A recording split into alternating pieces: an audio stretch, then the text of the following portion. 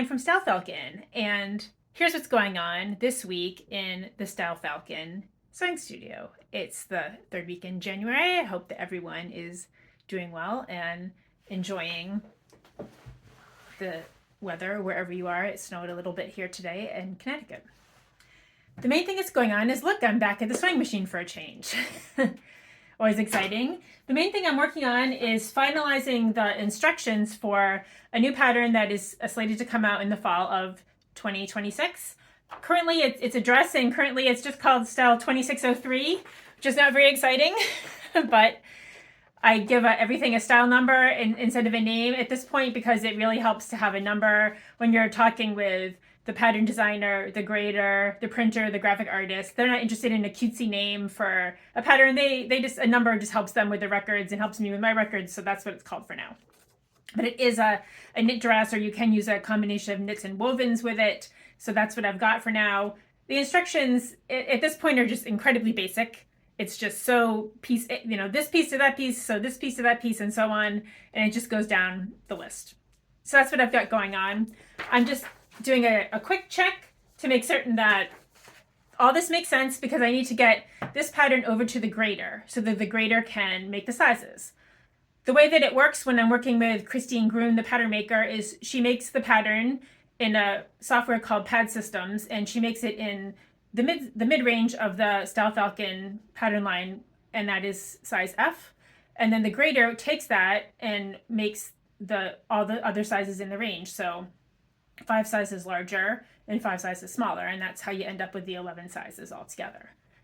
The pattern grader also needs to have some photos of what the finished garment looks like. It needs to have the grading rules that we've established for how, the different increments of how much smaller or larger to make the different sizes, and just other, information. And also does want to look at the instructions to make sure that she understands how all the different pieces fit together, and how, things are just meant to go, just to make sure that she understands everything. So that's what I'm finalizing today. So one of the things that I'm working on this is the side panel for the skirt, and I'm just going to I'll show you like a quick little tip that you start by. One of the things you have to do is hem these, and one of the things with the order and construction, it kind of sometimes helps to hem knits, especially early. So because this is a curved piece, you can see it curves like this.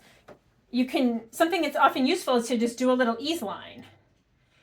So this is a 5/8 of an inch. So I have a long line basting stitch here, and I just run a really quick ease line.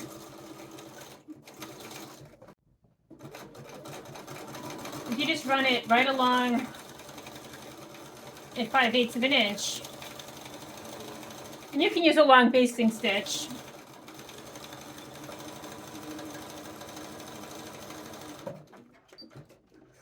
For this, and you can use this either for a knit or a woven.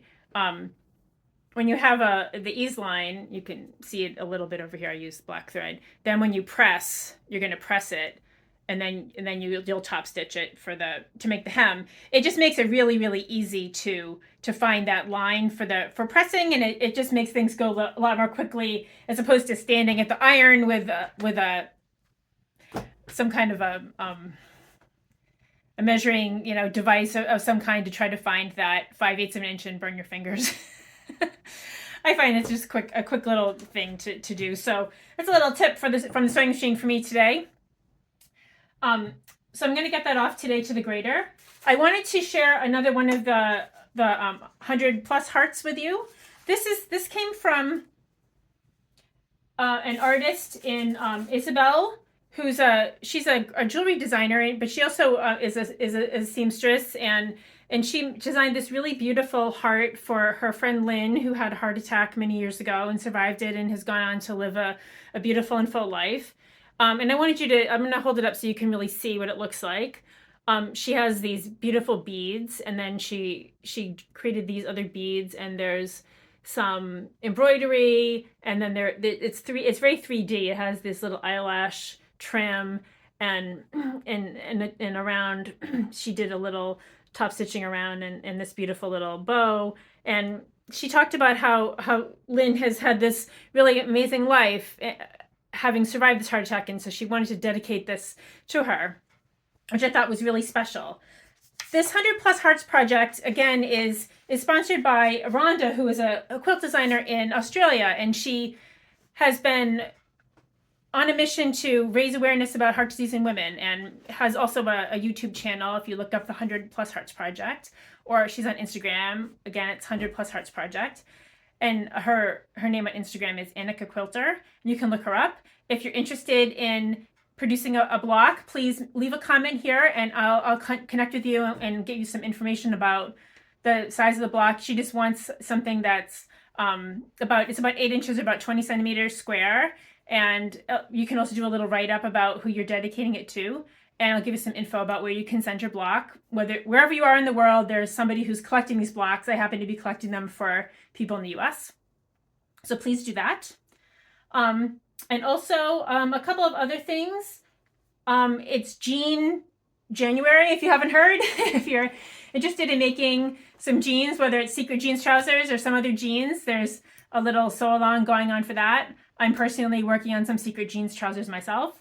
I'll be sharing that later on in the month. And also I am sponsoring the My Makes for the Month in January on Instagram. You can follow So Much to Design on Instagram. You can look up her name and some of the details on that. You can just follow me and the other sponsors at the end of the month. Post whatever you made for January, and just follow the other rules that she establishes each month, and maybe you'll win a Style Falcon pattern or a pattern from one of the other sponsors for the month.